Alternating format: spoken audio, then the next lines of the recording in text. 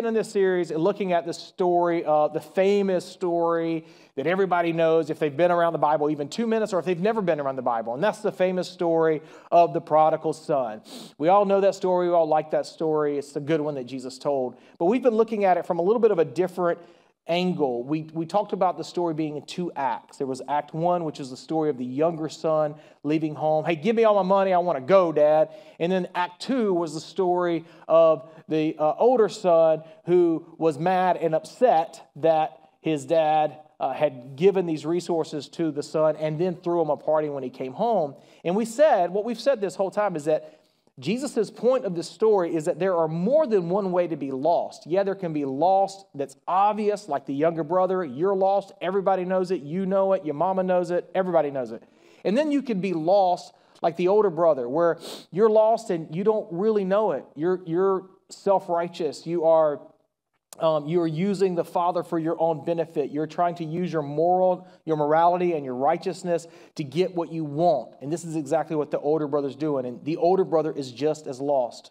Now, if what I'm saying to you right now is like, oh, I've never thought about that before. There's a whole sermon dedicated to just this idea from 2 weeks ago. So you can go to our YouTube channel and you can watch that entire sermon about the older son and how he was just as lost as the younger son. Now, in the story of the 2 lost sons, most of us can see ourselves. I don't know about you, but when I read the story of the 2 lost sons, I can see myself that sometimes I'm like the younger son. I blatantly ignore God's ways. I just want to live the life I want to live. I want the Father's blessings without the Father's supervision, right? I just want to do what I want to do. Anybody ever been the younger brother? Right? I just want to, leave me alone. Give me a minute, Jesus, just leave me alone. I've been like the younger brother. But when I read the story, I can also see myself like the older brother, right? Where I'm I'm doing all the righteous acts. I'm going to church. I'm giving some money away. I'm trying to be, a good boy, a good person. And then if I do that, then surely God will owe me something. And then when he doesn't come through for me, what do I feel? Anger. Anybody? I'm mad. I'm like, you didn't hold up your end of the bargain, God. So the reality is, when I'm that way, when I'm like trying to be good and trying to do the right thing, and then something bad happens and I'm angry at God because he's not holding up to the end of the bargain, I was always believing in a God that didn't exist. I was always thinking that I was always going to God with some terms that he didn't agree to, right? I was like, well, God, I thought we sat at the desk and we came to an agreement that if I was good and I was moral and I was generous and I did all these things, and you would hold up your end of the bargain and do things for me. And God never came to the table, man. You had the meeting, you had the appointment, you had the contract laid out, and you had the coffee laying there, and you thought surely he's going to show up any minute, and the bro never came. But you got up and thought the agreement was made. This is what the older brother is. The older brother is lost in a way that he was trying to leverage his behavior to get from the Father what he wanted. We all tend to wander from God. We all tend to there's a hymn about it, prone to wander, right? We know we're prone to leave God. It's just the nature of the human heart. John talks about the fact that we love darkness more than we love light. This is an indictment on each of us. And if you can be honest with yourself for just a second, and especially if you're young, if you're a teenager, or you're in your early 20s here, just get really honest. The draw of your heart most of the time is not towards God and goodness and beauty. The draw of your heart most of the time is towards doing things your own way. Now, it may not necessarily be bad things, but just leaving God out of the equation. This is kind of where we all tend to go. I just kind of want to live my life and God be out of the equation. This is the nature for many of us. Now, I do want to mention something here. There is a third way to be lost, and it's a mixture of the 2 sons together. And some of you may fit in this category. I've been known to fit in this category sometimes. There is a way to be lost where we convince our religious friends that we are like the older son, but we have a secret life with a bunch of friends who are like the younger son. You know what I'm saying? Right? There's a way to be lost where we convince everybody that that's religious or church going, that we're right there with them. That, man, yeah, we do the right things. We love the Lord. We're good.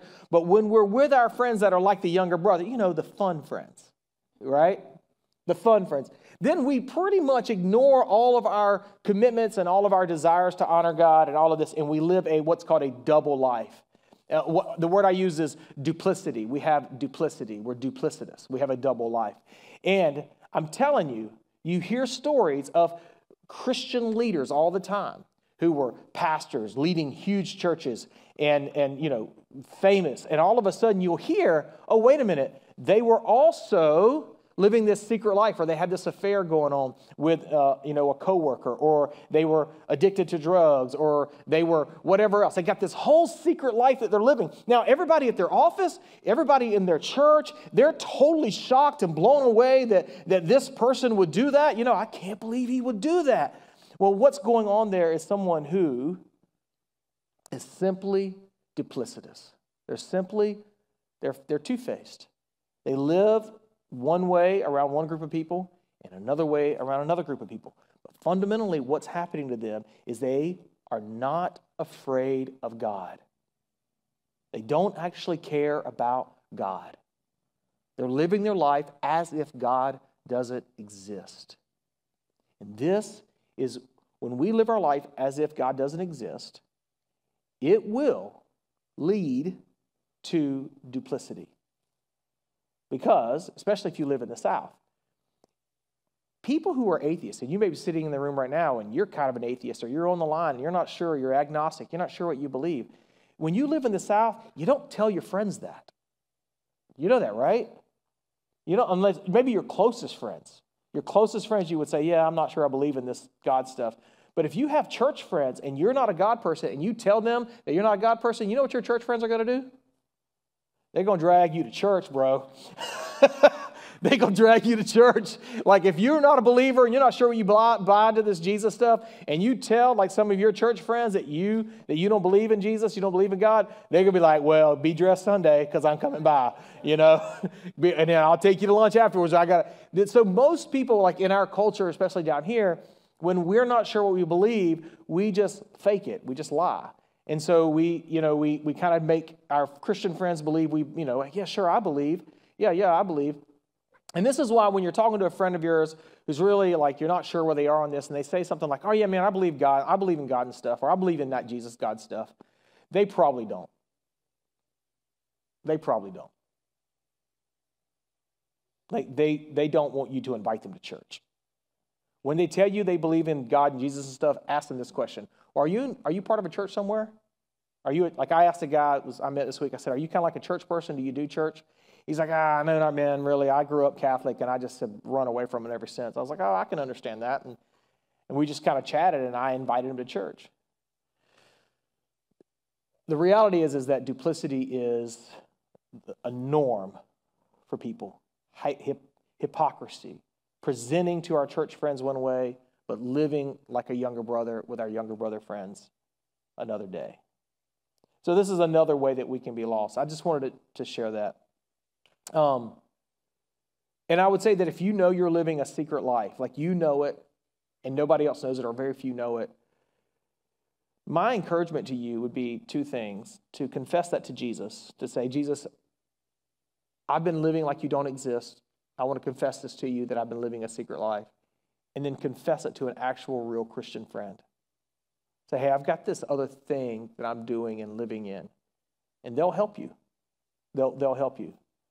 So, regardless of how we're lost, older brother, younger brother, or a combination of the two, how do we become found? Like, that's the question. How do we become found? Like, how do we go from being where we're not supposed to be to being where we're supposed to be? How do we go from being lost to being found? So let's start Luke chapter 15, verse 20. Let's read this passage. The answer to that question is, if you take notes, is we become found because of God's initiating love. We become found because of God's initiating love. That's how we become found. Let's look at this. Luke chapter 15, verse 20. It says, so he got up and went to his father's. Talking about the younger brother here. He's He's been feeding, the younger son, he's been feeding the pigs, and he decides, man, I got to go home. So he got up and went to his father. But while he was still a long way off, his father saw him and was filled with compassion for him. He ran to his son, threw his arms around him, and kissed him. Now, both of these sons were estranged from the father. And the father went out to both of these sons. So, for us to become people who were lost, and that now are people who are found, people who are not where they're supposed to become people who are where we're supposed to be, you and I need God's initiating love. There's a band I used to listen to a lot. You guys remember, this is like, early, mid-2000s, maybe, I don't know when this band came out, maybe 2007, 2008. You guys remember the band Mumford & Sons? You guys remember that? All right, so the album Sigh No More, it might be one of the best albums of any music that's ever made by any musicians. If you don't know this band, you don't listen to this music, then that's okay. You're missing out, but that's okay. There's a song by them called Roll Away Your Stone. Do you guys know this song? And it's got this lyric in this line. It says, it's not the long walk home that will change this heart, but the welcome I receive with the restart. It's not the long walk home that will change this heart, but the welcome I receive with the restart. In other words, when the younger son comes home, he doesn't find his father sitting behind a big desk in his office. Then he has to walk in there all embarrassed with his eyes hanging down and shame and tail between his legs. No, the father actually, we talked about this in Act 1, week 2 of this series, the father actually embarrasses himself and he shames himself and he runs to welcome his son. And that welcome, right, the welcome of the father is what changes the son. You see, you gotta, like, we tend to think, well, no, the son repented back at the hog pen. No, the son realized that he was better off being a servant in his father's house than he was feeding hogs in a foreign land. He wasn't getting up out of the hogs going, well, maybe I'll just go home and Dad and I will patch this up. No, he did not ever think he could patch it up. He thought, if I go home, I can work for my dad, I can pay the debt off, although the debt would have never been able to be paid off being a laborer. He said, he's like, I just want to go home and work for my dad. My life would be better living in the laborer's shack than it would be living with these pigs in a foreign land. And so you got to be careful how you read this story, because Jesus is not saying that the younger brother repented and decided to go home, right? No, the younger brother repented of the choices he made, but that isn't what made him lovable to the Father, right? What made him lovable to the Father was the Father's choice to love him. The Father loved him even when he was far away. The Father loved him when he was feeding the pigs. The Father never stopped loving him. It wasn't his, I said this in week 2, it wasn't his, change, I'm going to go home, that made the Father love him. And so what sparked the life change for the younger brother was the welcome that he received, the initiating love. I was telling a friend not too long ago that somebody attends our church that doesn't really believe in God and Jesus, not sure where they are on this whole thing. And my friend said, well, why do they come into church, like if they don't believe in God and stuff? And I said, well, they think they're searching for God. But the reality is, God's been going after them, which is why they're here. It doesn't make sense otherwise. Why would somebody who's like, I don't believe in God, I don't buy into this stuff, their own interpretation of the situation is, well, I'm trying to figure it out. So if you're sitting here today and you're kind of new to church and you're like, well, yeah, I come because I'm trying to figure this stuff out about church or about Jesus. The reality is that's why you think you're here, but really why you're here is God has initiated it in you. God has drawn you to himself. And so the Father goes out to the younger son. He welcomes him, and that welcome changes the younger son. But he does the same thing to the older brother as well, the older son as well. Look at Luke chapter 15, verse 28. It says this, the older brother became angry and refused to go in. So his father went out and pleaded with him. So he runs out. and embarrass himself to the younger son, but he also goes out of the biggest party he's ever, I talked about this last 2 weeks ago. He goes out of the biggest party he's ever thrown in his life, the most expensive thing he's ever done in his life. He walks out of the party to go and try to convince his son to come in. Remember, I used the analogy, it would be like you going to somebody's wedding and staying outside the church to protest the wedding. This is what the older brother's doing. He's a vote of no confidence on his dad. My dad's a fool. My dad's an idiot. Look at what he's done. And the older brother is standing out there obstinate, and yet the father goes out to him. He is initiating love. He's initiating the conversation.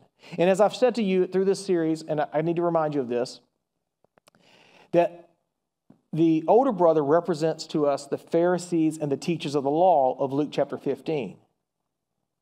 And this part of the story reminds us that even religious people who do all the right things need God's initiating love to come into relationship with God.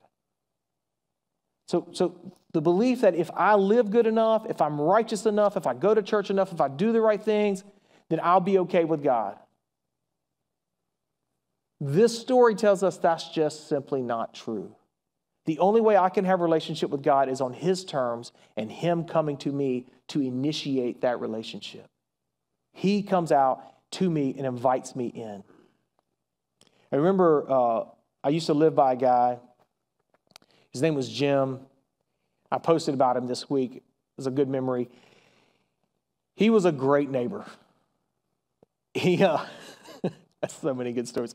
He was probably like maybe 15 years older than me, maybe 12 years older than me.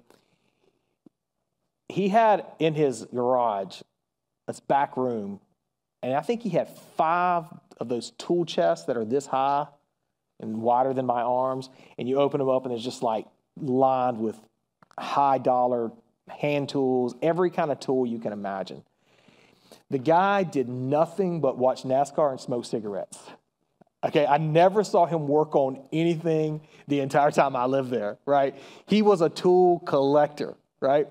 But I worked on stuff all the time because preachers have to work on their own stuff. I tell my kids, go make enough money so you don't have to work on your own cars. I learned that from somebody that goes to our church. And so I work on stuff all the time. I'm always having to turn some wrenches on something. And so when we were living there, whenever I had to fix something, Jim literally left his back door of his garage unlocked for me just to go in anytime I wanted and get any tool I needed. And it was amazing. And I'm spoiled because I still miss those days.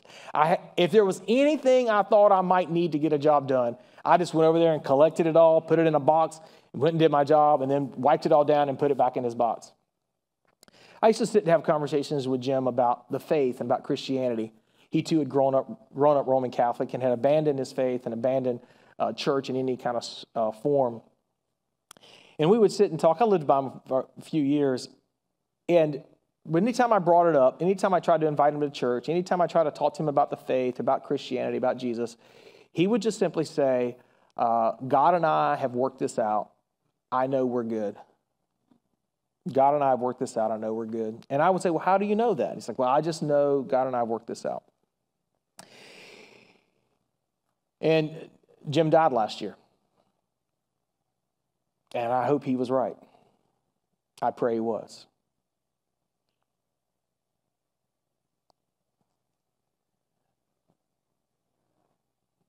But what Scripture teaches me is that God is a being who exists, who's knowable through the divine book and divine nature.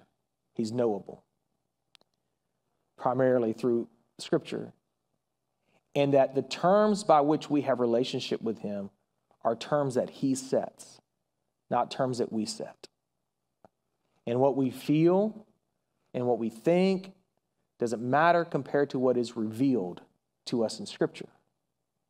And this is a hard thing to hear because we kind of in our culture are like, well, if you feel like you're good and you're good. But what matters is what is revealed in Scripture. And what the Scriptures teach is that God initiates relationship with us and then gives us the terms of that relationship, which are faith in Jesus Christ as his Savior, his Son, for the forgiveness of our sins. Like, that's it. And what's prevalent in our culture is that, and prevalent among people, is that if there's a God, I'm going to work it out with him. We're going to figure it out. And that's simply not true. There is a God, and the way you come to terms with him is through his terms, his means, revealed in Scripture. Faith in Jesus Christ. Is this clear enough for my sisters and my brothers who love Jesus? Did I just make that clear enough? So, I want to make a note here too. I think it's very interesting that Jesus is not Pharisaical about Pharisees. I love this. I just love Jesus so much, and this is one of the reasons. He's not Pharisaical about Pharisees. Jesus is not self-righteous about self-righteousness. In other words, he does not have the Father go out to the older son and say to the older son, you self-righteous religious person. So let me just pause here for a second. In our culture right now, the thing people love to do more than anything else is call somebody self-righteous and, you're so self-righteous, you're so judgmental. Oh my gosh, can you not hear your words coming out of your mouth? When you tell somebody they are so self-righteous and so judgmental, do you know what you're being in that moment? Anybody know? Self-righteous and judgmental. Like, when I see it on TV, I see it on social media, I'm like, And the thing that blows my mind is that the person that's calling somebody else, you're so self-righteous, you're so judgmental, you look down on others. I'm like, you're such an idiot. You're such an idiot that you can't even see that you right now are being self-righteous and judged. You can't even, because you're like, well, we're right. We know we're right. My God. And so this is why Jesus is the beautiful Savior that he is, right? Because Jesus is not self-righteous about people who are self-righteous. And he's not judgmental towards people who are judgmental. This is what's beautiful. So we don't have the Father going out to the older son and saying, you self-righteous religious person. No. Jesus is saying, hey, not only does God our Father love the wild, living, free-spirited people who wander from the Father looking for their own freedom and their own happiness, not only does he love them, but Jesus loves the hard-hearted, religious, self-righteous people who are always looking down their nose at others. Jesus loves those people, man. He loves them. And listen, I have an easier time loving these people. The ones who wander off from God and out there living wild living and doing crazy stuff. I have an easier time loving these people. Honestly, it's hard for me to love religious, tight-lipped, look down your nose at other people. I struggle with that, especially if it's me that they're looking down their nose at. Okay, which I got some of that going on. And so, what Jesus is so beautiful because he even shows love for them. You see, here's the thing. None of us can find God unless God seeks us first. And he seeks us all in different ways. For some, he falls on our neck dramatically, like he did for that younger boy. And we feel the sharp pleasure of his love, right? I hope you've felt that before. And for others of us, he patiently and quietly argues with you. He pleads with you. And he never gives up on you. He meets you on the plane of reason and logic. He meets you wherever you are. Because he initiates. He is the first move. Some of us need a God who falls on our neck and loves us, and we feel the sharp feel of his emotional love in our emotions. And others of us need a God who's patient with us and argues with us and leads us along. He meets you where you are. He's that type of God. Isn't that beautiful? So how do you know if God's working on you? How do you know maybe God's initiating something with you? Well, you begin to sense that you're lost. And maybe you not use that word, but you might say something like, I don't know, my life's just not, it doesn't seem to be where it's supposed to be. Something's not right. Something's off. You begin to sense that. And you begin to desire something. something that you can't seem to find anywhere. And you might go down some paths with different romantic relationships, and you get to the end of that and realize that didn't help. And you might go down some paths of substance, like alcohol. You might go down the paths of getting more money, like if I get more money, but you'll get to the end of that road and you'll realize that didn't help. If I get more stuff, if I find the right romantic partner, like you go down whatever road it is trying to find the thing, and you'll get to the end of it and realize, no, that's not what it is. There's a desire in you for something deeper than anything the world can offer you. That is the evidence that God is moving in you. If you and I go from a place of lost to found, from a place of where we're not supposed to be to a place of where we're supposed to be, it will simply be because God met you in your lost state and drew you out of it. That will be why. And we all have God's initiating love, every single one of us. Before Jesus tells the story of the two lost sons, he tells two other stories. Do you remember this from week 1? He tells two other stories, the stories of a lost sheep and a lost coin. I'm not going to reread those, but I'd encourage you to go to do that. Luke chapter 15, 3 through like 10 or so. But you go read that on your own. But I'll remind you of the story. One of them, a shepherd has the sheep, and one of them goes missing, and what does the shepherd do? Does anybody know? He leaves the flock, and he goes after to find the one. And then when he finds it, what happens? Throws a party. Remember that? Okay, the lady, in the second story, he tells us a story of a coin that's lost. A lady loses a coin. She has 10 coins, 10 silver coins. She loses one, and he says that she lights a lamp, and that she searches carefully for it. So when she loses the coin, what does she do? She searches. She looks for it. When she finds it, what does she do? Throws a party. All right? So, in the three stories, we have some similarities. Something is lost, and whenever it's found, there's a celebration. Those are the two similarities. But there is a stark difference between the two stories, the coin and the sheep, and the story of the son, the prodigal son. There's a stark difference. What is the stark difference between these two and this one? There's one critical element that's not included in the third story. There's no what? In the first two stories, there is a searcher. Right? Everybody shake their head this way so I don't feel so stupid. Okay? There is a searcher. The shepherd searches for the sheep. The woman searches for the coin. In the story of this lost son, the two lost sons, the younger brother goes out. Is there a searcher? It's not a trick question. We read the story. Is there a searcher? Everybody say no real loud. No. There's not a searcher. Now, this is a contrast. This is a difference. Something's going on here. Jesus is making a point. These stories, there's no searcher in the story of the two lost sons. Now, Jesus tells this story, in my opinion, on purpose. I think the original hearers who were standing there that day, especially the teachers of the law and the Pharisees, they would have expected there to be a searcher.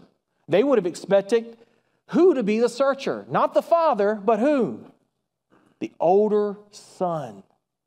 Why would they have expected that? So why would these teachers of the law and these Pharisees expected the older son to have been the searcher for the younger son?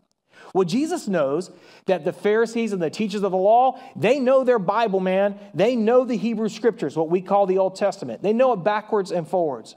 And he knew that these Pharisees and teachers of the law standing there that day knew of a story in the Bible about two other brothers. Early on in the Bible, two other brothers. And one of the brothers, Cain, killed his brother Abel.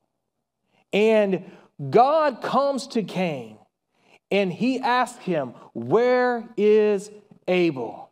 And what does Cain say back to God? Am I my brother's keeper? Y'all see how brilliant Jesus is? He's connecting the story. He's bringing that story up of Cain and Abel.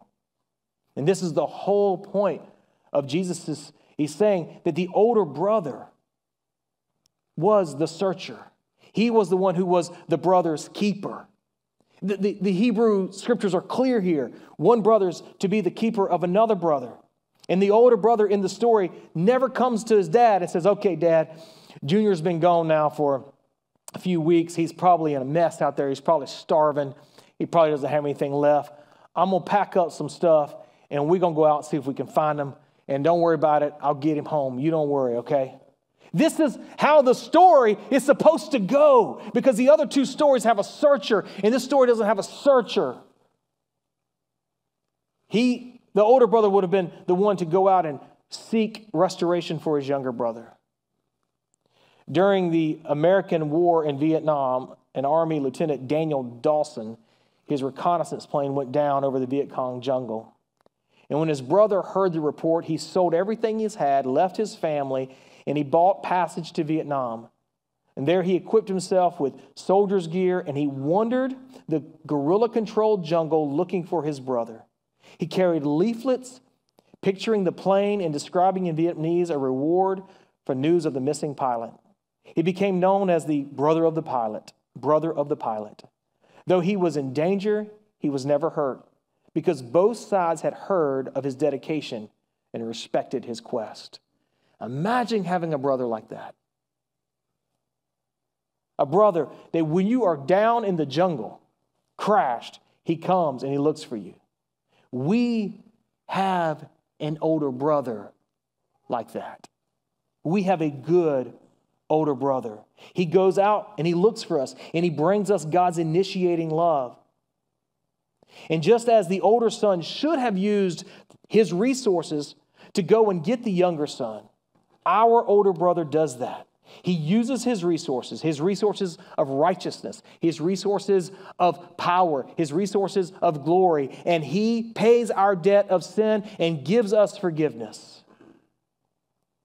What we often overlook here in this story is that the older brother in the story of the two lost sons, in my opinion, his greatest sin might not have been that he was shaming his father by not going into the party.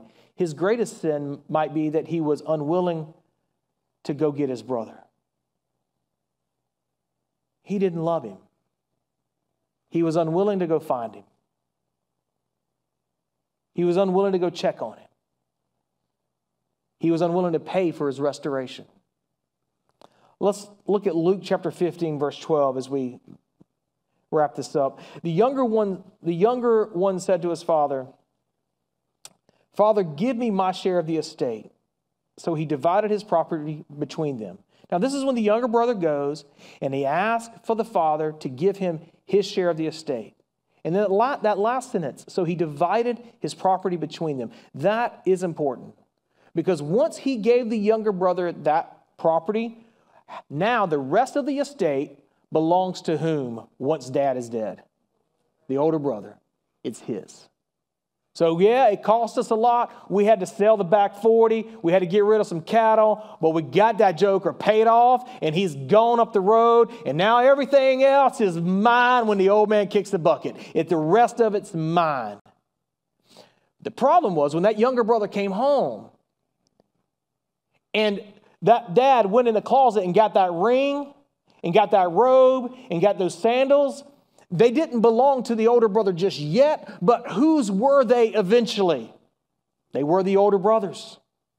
Now the dad was still living, so they weren't his yet, but they were on the way to being his ring, his sandals, his robe, his fatted calf, his other money that he spent on the party. Like all this was his. And his dad's just spending it. Now, the restoration of the younger son is not really costing the dad anything. It's costing the older son something. The older son is actually paying for the restoration, because now his part of the estate is even smaller. Because remember, he restored him by putting the ring on. That means that he's back into the fold with the estate. The older brother has paid a price. Now, this is a principle you need to know if you are a person who believes in justice, a person who believes in putting that what it takes to have justice. Listen to me carefully.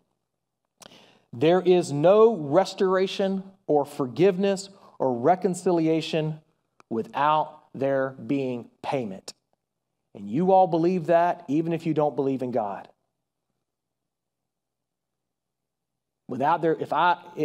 If I stole from Matt in his business, he might forgive me, but for us to have restoration and reconciliation, there's got to be something that brings wholeness back to our relationship. The older brother in our story is the one who paid for the restoration and the reconciliation. The younger brother didn't pay for it. The older brother paid for it. The younger brother was willing to pay for it, but the father wouldn't take his payment. The father said, no, you won't be a servant. You won't work for me. We're just going to put you back in. Well, who had to pay for it? The older brother paid for it. But the problem was the older brother's not happy about it. The father could not have just said, hey, come on back in. There's no way for it to not have cost someone something. There was no free way to do it. Listen to what I just said. There was no free way to do it. And so it had to cost someone something, and it cost the older brother. You see, you and I have an older brother who did not just go to the far country to search for us, but he left heaven, and he came down to search for us and to rescue us. He came and he rescued us. And listen to this. Whereas the older brother in our story reluctantly and angrily had to pay, our older brother, our good older brother, he happily paid for our restoration. He was glad to pay for our restoration. He wanted to pay for our restoration. But this is important. There was no way for you and I to be restored and reconciled back to God in relationship without there being payment. And the scriptures teach that you and I couldn't pay it. We were not capable of paying it. And that God sent his son Jesus, our older brother, and he paid it for us willingly and happily. God's grace and mercy are completely free to you, but God's grace and mercy are not completely free. Do you understand what I just said? I tell my kids this all the time. They'd be like, oh, we should go to that. It's free. I'm like, there's nothing free. Somebody's paying for it. Somebody pays for it. God's grace, people say, God's grace and mercy are free. True. It's free to me. It's free to you, but it's not free.